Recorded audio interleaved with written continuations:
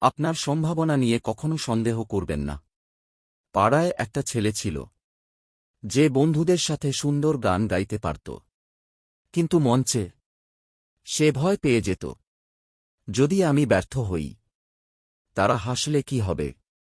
এইভাবে দিন গেল, দিন গেল। অবশেষে একদিন সে মঞ্চে পা রাখল।